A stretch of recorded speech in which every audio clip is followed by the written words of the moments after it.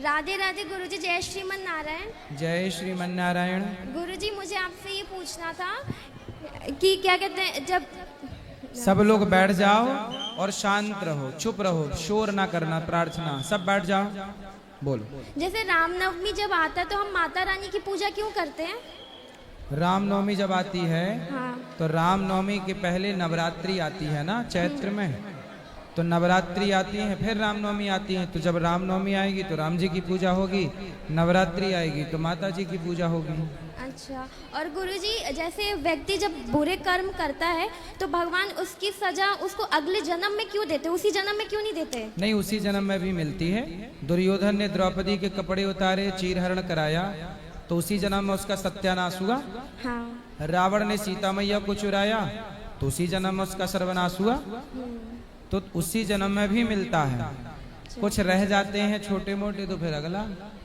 और गुरुजी हमें आपसे गुरु दीक्षा लेनी है। लेनी है? हाँ। कल सुबह 8 बजे। 8 बजे? तो कहाँ पे, यहाँ पे उधर? हाँ, यहीं ऊपर भगवान के मंदिर में। ठीक है। तो कितने बजे? 8-9 बजे। तो हमें कहीं बात करनी पड़ेगी क्या? नहीं, बात क्या, तो बात तो कर ही रहे हैं आप। अच्छा ठीक है, धन्यवाद गुरुजी। गुरुजी राधे राधे। हाँ बेटा। गुरुजी मैं बहुत मतलब गरीब परिवार से हूँ, और जब मैं यहाँ आता हूँ तो हमारे माँ बाप बोलते हैं कि ये पैसे कुछ जोड़ लिया होगा तो मतलब जा रहा है वृंदावन। तो यहाँ जब हम आते हैं तो कुछ मतलब जो हमसे हो सकता है टूटी फूटी छोटी सेवा करते हैं। सही है, पैसे कमाओ और खूब अपना नाम कमाओ, अपने लिए कुछ अच्छा काम करो और पैसे कमाओ मन लगा के। जी गुरुजी पैसा कमाते हैं। बताओ। और 2 लाइन आपके लिए लिखा था गुरुजी। बोलो बोलो। मतलब जीवन हमारा बहुत मतलब गरीबी से गुजरा है, अब ज्यादा कुछ याद नहीं है। जो याद है वो सुनाओ। सोचा बहुत कुछ था पर कुछ चलो याद कोई नहीं। सोच लो, फिर अभी तब तक दूसरी बात कर लो। को तो 2 रुक जाओ, लाइन रुक जाओ, रुक सुना जाओ। दूं बस। पाठक जी रुक जाओ, बोलो। गुरु ही जप है, गुरु ही तप है, गुरु ही है जीवन का आधार। गुरु के बिन सूना मन, सूना तन, सूना है परिवार। गुरु के बिना सूना इंसान, सूना है संसार।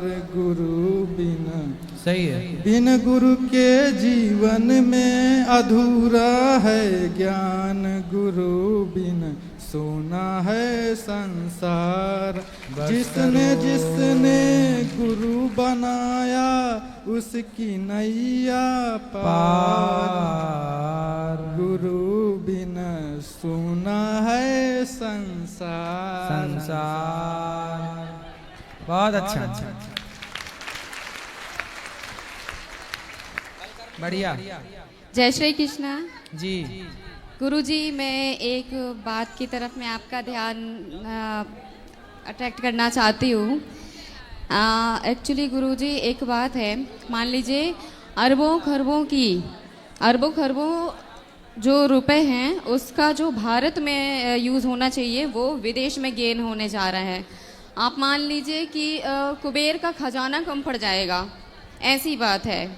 मतलब हमारे भारत को, हमारी भारत की रोज़गार, हमारे भारत में रोज़गार मिलने की वजह से जो आर्थिक उन्नति हो सकती है हमारे भारत की, वो रुक जाएगी। कैसे?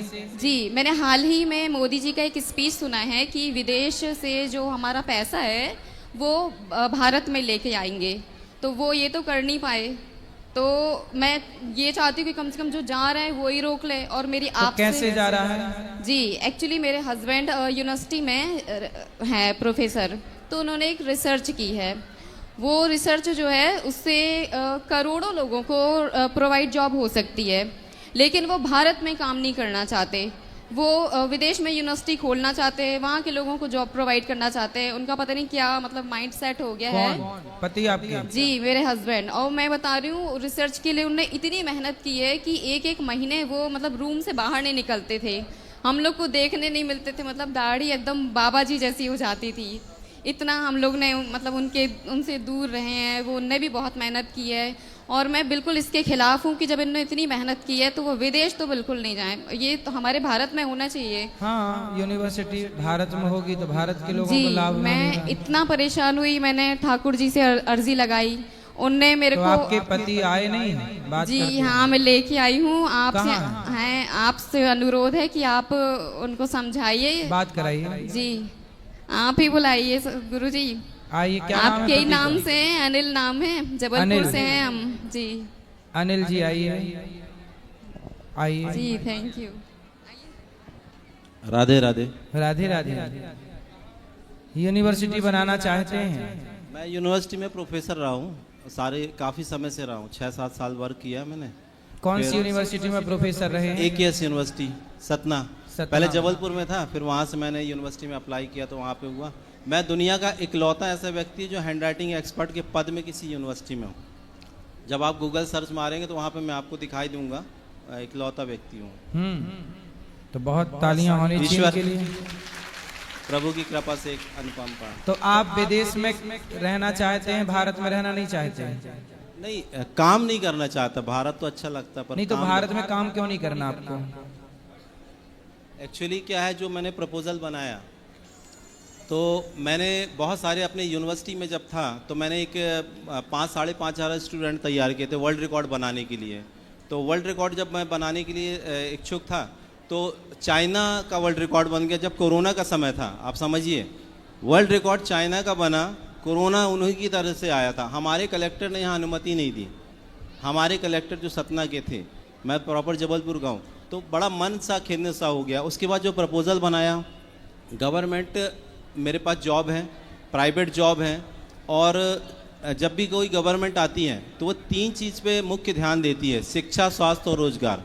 तो स्वास्थ्य, ये जो मेरा रिसर्च है वो तीनों चीज़ों पे आधारित है।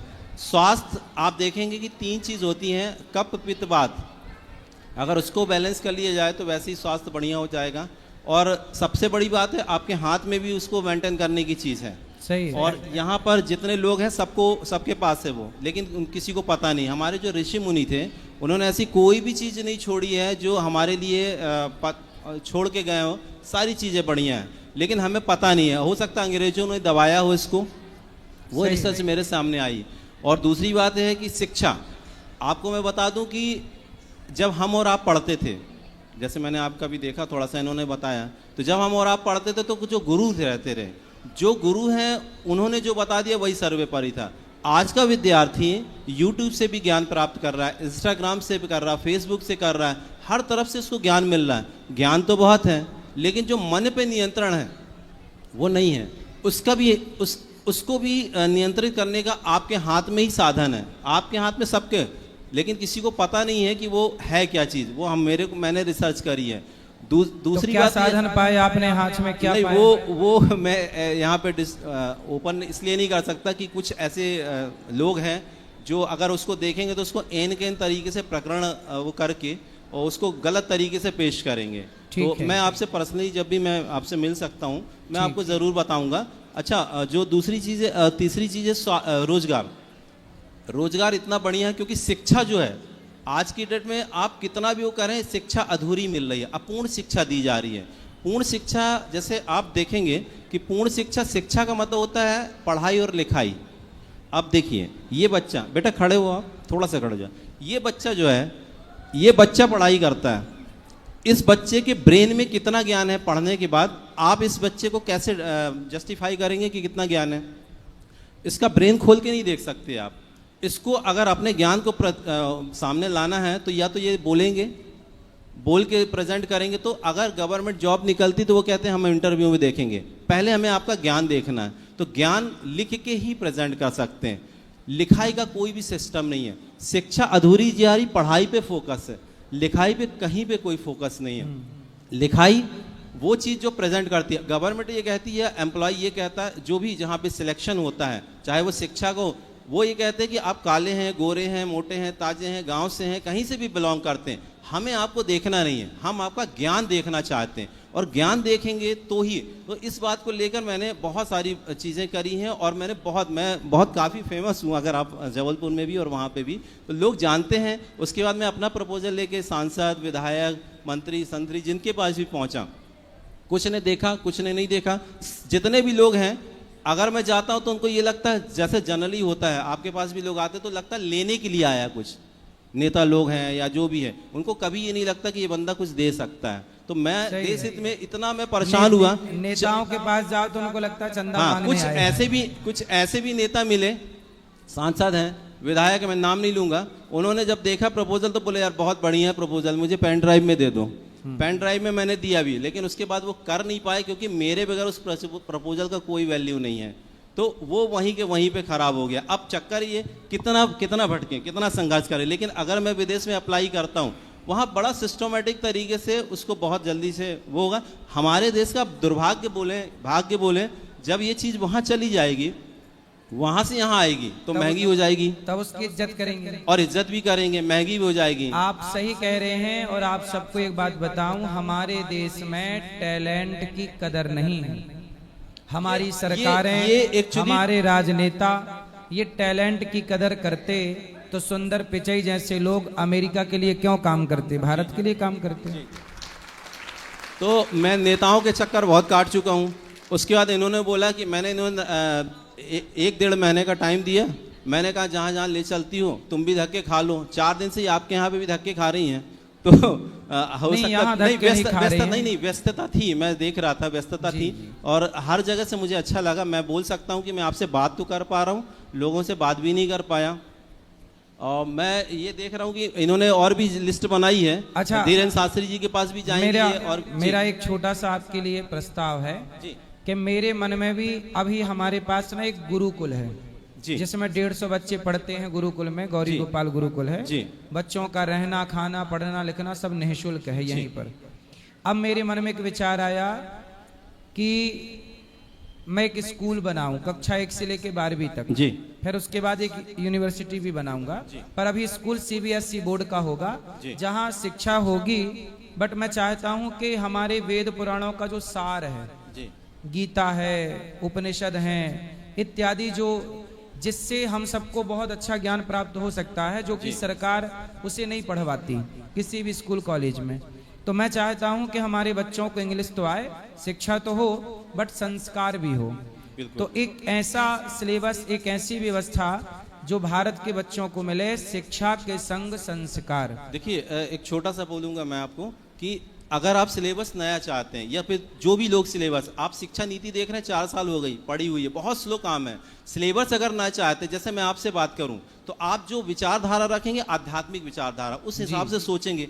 मैं मैथ्स का टीचर हूं, कोई इंग्लिश का टीचर है, वो सिलेबस जो चाहते हैं, जो यहाँ पे चाहते हैं, वो सिलेबस कभी डिजाइन नहीं हो सकता। उस सिलेबस को डिजाइन करने के लिए मेरे जैसे, मैं अहंकार नहीं कर रहा हूँ, पर जो व्यक्ति सारी फील्ड में महारत है, मुझे आध्यात्मिक भी व्यक्ति चाहिए जो गुरु है। सिलेबस ऐसा है, हमारे जो संस्कृत लाइन के जो वेद पुराणों जी बिल्कुल, मैं समझ पा रहा हूँ। तो हमारे यहाँ जैसे आप प्रोफेसर हैं, ऐसे हमारे लाइन में भी संस्कृत में प्रोफेसर होते हैं। जी, इस लाइन में जो प्रोफेसर हैं, जो हमारे यहाँ बहुत उच्च कोटि का ज्ञान रखते हैं, हम सब मिलके एक सिलेबस तैयार करेंगे, एक छोटा सा, जो सिलेबस हमारा अपना होगा।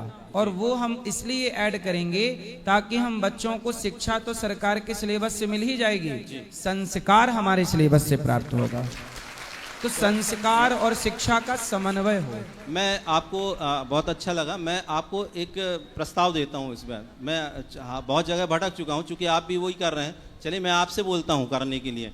मैं छोटा सा काम कर रहा हूँ। अभी मैं श्रवणानंद जी के यहाँ रुका हूँ। ठीक है। और उन्होंने जैसे ही मेरा काम देखा तो उन्होंने मेरे को बोला कि यार आप 2-3 दिन तो रुके, हमारे बच्चों को ट्रेन कर दीजिए। तो हालांकि वहाँ मैं ट्रेन कर रहा हूँ। उनके पास 30 बच्चे हैं। आज से ही मैंने उनकी क्लास ली है, 3 से 4 दिन होगा। मैं आपको पूछता हूँ कि आपके पास कितने विद्यार्थी हैं इस वक्त? 150 विद्यार्थी हैं।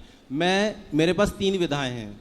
3 विधाओं में से मैं अलग अलग चार्ज करता हूँ। जो सबसे कम विधा है, चार्ज का 1800 रुपये लेता हूँ।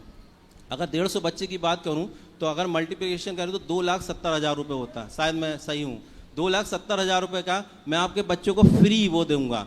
आप कल शाम को 2 घंटा, परसों सुबह 2 घंटा, परसों शाम को, केवल मुझे 8 घंटे चाहिए बच्चों के। ठीक है। 8 घंटे में आप उसको देखिए, जस्टिफाई करिए आपके हिसाब से, और अगर आपको लगता है कि ये बेहतर है तो आप उसी दिन, परसों के दिन ही वर्ल्ड रिकॉर्ड के लिए अप्लाई कर दीजिए।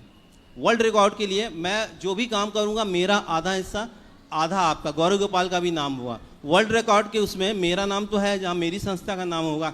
मैंने एक ऐसी यूनिवर्सिटी से जहाँ था मैं रिज़ाइन कर चुका हूँ, क्योंकि मुझे ऐसी जगह काम नहीं करना। कुछ आपका भी सुना था, मुझे अच्छा भी लगा कि काम कर रहे हो तो अपने लिए करो, लोगों के लिए करो। वहाँ पे मैं बंधा हुआ था। आज मैं जिस तरीके से बोल पा रहा हूँ तो मैं अगर यूनिवर्सिटी में होता तो नहीं कर पाता, तो मैं अभी रिज़ाइन करके ही आया हूँ।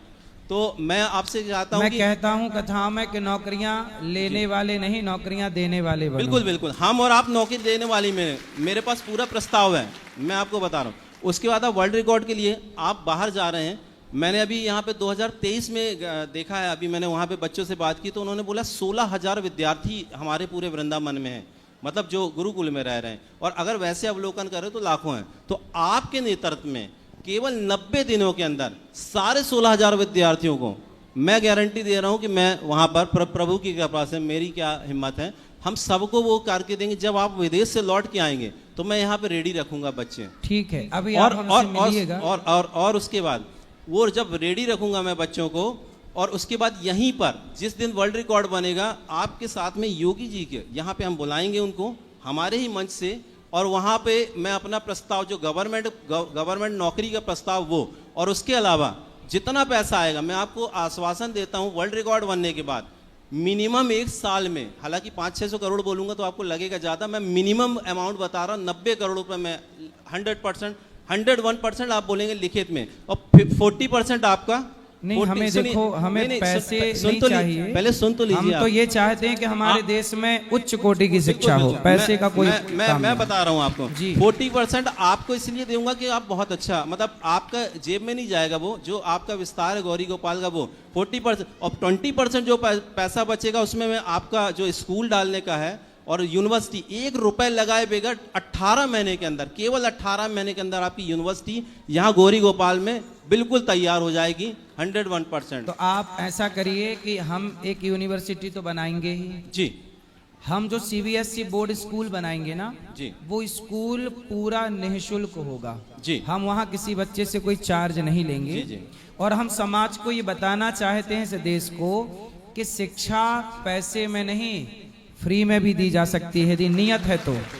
नहीं, ये बहुत अच्छी बात है, लेकिन हम यहाँ पर जो शिक्षा देंगे स्कूल में तो ठीक है, लेकिन जिस तरह से जो डोनेशन आती, चीज़ें आती हैं विदेश से, ये यूनिवर्सिटी एक ऐसी यूनिवर्सिटी होगी, ऐसा नहीं जो आप यूनिवर्सिटी सोच रहे सिलेबस की, वो यूनिवर्सिटी नहीं रहेगी। हाँ। ये यूनिवर्सिटी पढ़ाई की नहीं, लिखाई की और रोजगार की रहेगी। यहाँ से हम ट्रेन करके, जो हम 16,000 बच्चों को यहाँ पे ट्रेन करेंगे, वो पूरे इंडिया बेस पे भेजेंगे, और उनकी जो गवर्नमेंट जॉब है, जो या प्राइवेट सेक्टर है, वहां पर हम उसको रोजगार देंगे। यानी कि वृंदावन में कोई भी बंदा ऐसा नहीं रहेगा जो बेरोजगार रहेगा। सही है, ये प्रभु की कृपा से। सही आप है। बताइए तो मैं बिल्कुल प्रस्ताव अभी आपके सामने आप रखता हम हूं। बैठेंगे ऊपर आपके जी। साथ, तो आप और हम मिलके एक यूनिवर्सिटी प्लान कर सकते हैं। मेरे पास पूरा प्लान है, जिससे बच्चों का, इस देश का भला हो, क्योंकि शिक्षा, इस तरह की महंगाई शिक्षा की है, मैं चाहता हूँ शिक्षा सस्ती हो, बिल्कुल सस्ती हो जाएगी, और बिल्कुल सस्ती के साथ साथ ऐसी शिक्षा हो जो हमारे काम की हो। आज बहुत सारी शिक्षा हमारे सबके काम की है ही नहीं। आज शिक्षित लोग भी रिश्ते, अब देखो ना, IAS IPS लोग आत्महत्या कर लेते मैंने हैं। ट्रेन किया है सर, IPS जितने भी IPS लोग हैं मेरे अभी स्टूडेंट हैं, एक बंदा है वो 10 साल से मेहनत कर रहा था, और वो चलती फिरती कानून की किताब बन गया था, लेकिन जब वो लिखता था तो वो लिखने में उसकी वो चीज़ नहीं थी। जब मैंने उसे ट्रेन किया 10 साल बाद, आज की डेट में वो सिविल जज में है जबलपुर हाई कोर्ट में, जबलपुर हाई कोर्ट में सिलेक्शन हुआ है। और इसलिए क्योंकि आज बच्चा पढ़ाई तो कर रहा है, लेकिन लिखाई के माध्यम से अपनी बात को प्रेजेंट नहीं कर पाता है, तो उसका सिलेक्शन नहीं होता। तो बच्चे को और पेरेंट्स को ये लगता है कि वो पढ़ाई ही नहीं किया उसने, और उसको पीटते हैं या जो भी बोलते हैं, लेकिन उसका सिलेक्शन, और बेचारा ठेला चलाने पे, रिक्शा चलाने पे मजबूर है, जबकि वो सिलेक्शन का अधिकारी है। चलिए, अभी हम आपसे बात करेंगे ऊपर। जी, धन्यवाद, धन्यवाद। जरूर।